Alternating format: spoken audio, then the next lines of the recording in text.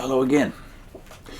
Here's a book by David Reed we haven't put a plug-in for yet, one of his early books, How to Rescue Your Loved One from the Watchtower, published in 1989. Here's what it says on the back. Each year, thousands of husbands, wives, sons, and daughters are converted by Jehovah's Witnesses through their free home Bible study. How to Rescue Your Loved One from the Watchtower tells exactly what to do. The main point to remember when a loved one first starts getting involved with Jehovah's Witnesses is to avoid delay. But unless you are thoroughly versed on the Watchtower Society and well trained as a debater, the Jehovah's Witness will shoot you down on every point. This book helps you plan your strategy and learn techniques that work. And collect convincing evidence. Present your material in the proper manner at the appropriate time. Become familiar with the tools you'll need. An unusual and valuable feature is the inclusion of pages from Watchtower publications which demonstrate falsehoods and inconsistencies in Jehovah's Witnesses doctrine. David Reed, by the way, was a former Jehovah's Witness elder and presiding overseer. So he really does know his subject, and this, at the beginning of the book, he gives his personal testimony as to how he left in the preface, and also how his wife left. So I just wanted to pass along his testimony and then complete the story with the details of how his wife Penny also got wise to the Watchtower shortly after he did. He says, in the summer of 1968, when I had just turned 22 years of age, a Jehovah's Witness was assigned to work alongside me at my job. In the course of our introductions, I let him know right away that I was an atheist, having decided at the age of 14 that God was a figment of adult imagination. But I hid from him the fact that I was now rethinking that position. Existential humanism had already failed me as a philosophy of life, and I found myself forced to think about God again. Since God was on my mind, I began asking this witness questions about his beliefs. I expected to hear the same blind faith story that had made it easy for me to reject religion 8 years earlier. But instead, his answers amazed me. For the first time, I started to hear religious thoughts presented in a tight-knit logical framework. Everything that he said fit together. He had an answer for every question, and so I kept coming up with more questions.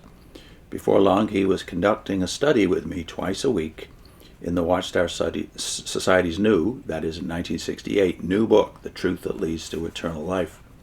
In no time, I became a very zealous witness. After receiving my initial indoctrination and getting baptized, I served as a full-time pioneer minister.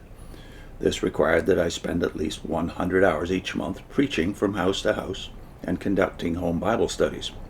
Actually, a commitment of much more than 100 hours, since travel time could not be included in my monthly field service report.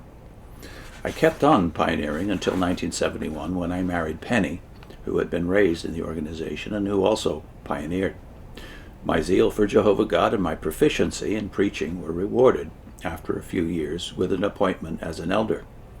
In that capacity, I taught the 150-odd people in my home congregation on a regular basis and made frequent visits to other congregations as a Sunday morning speaker.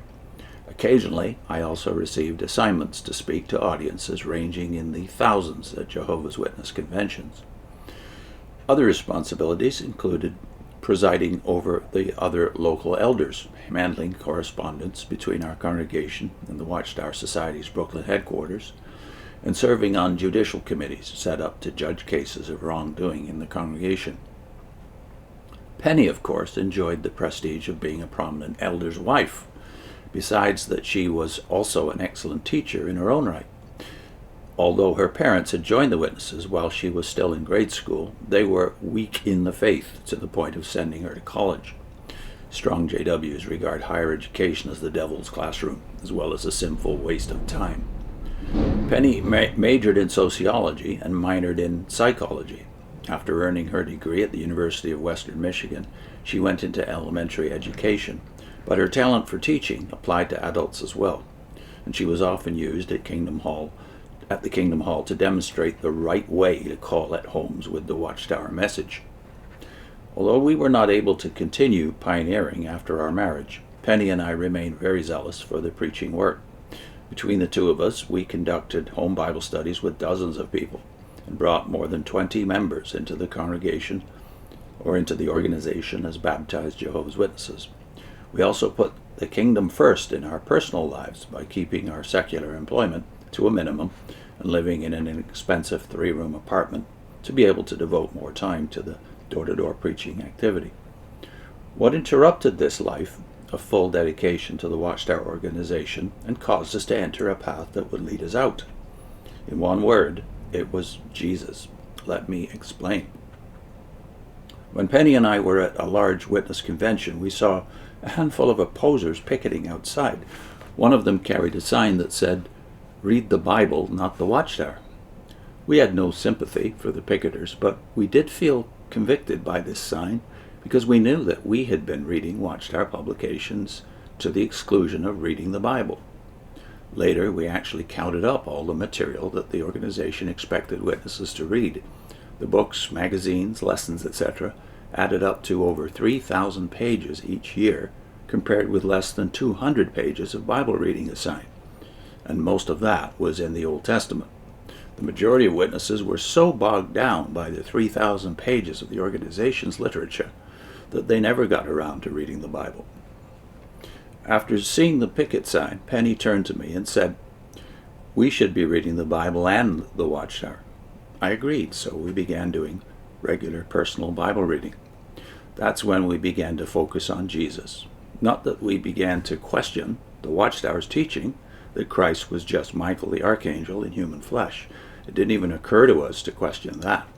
But we were really impressed with Jesus as a person, what he said and did, how he treated people. We wanted to be his followers. Especially we were struck with how Jesus responded to the hypocritical religious leaders of the day, the scribes and Pharisees. I remember reading over and over again the accounts relating how the Pharisees objected to Jesus healing on the Sabbath, his disciples eating with unwashed hands, and other minor details of behavior that violated their traditions. How I love Jesus' response.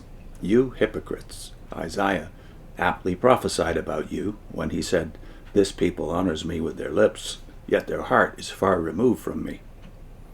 It is in vain that they keep worshiping me, because they teach commands of men as doctrines.'" That's Matthew 15, 7-9 from the New World Translation.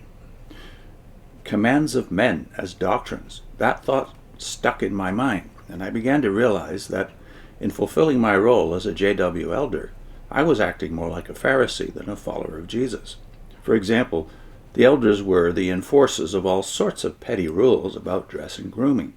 We told sisters how long they could wear their dresses, and we told brothers how to comb their hair, how short to trim their sideburns, and what sort of flare or taper they could wear in their pant legs.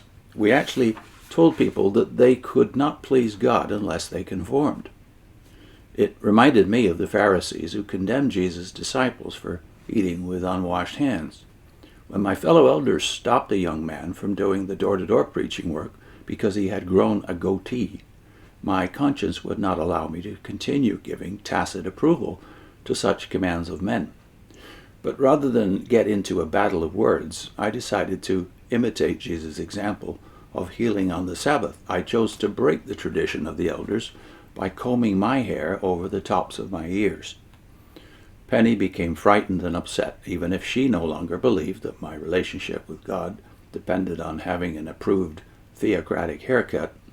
She knew that others in the congregation were bound by the traditions I was challenging, and she knew that the organization was very powerful. Penny was right. I soon found myself on trial before the elders for the half-inch of air over the tops of my ears. So we'll tell the rest of the story of David and Penny leaving next time. This time I'll put in a link to how I left the Watchtower and landed softly. That's my testimony. We put that video out the first few months that we started the channel 5 years back. How I left the Watchtower and landed softly. That's 2 parts. And also I'll put in a link to the JW or ExJW testimonies playlist. See you soon.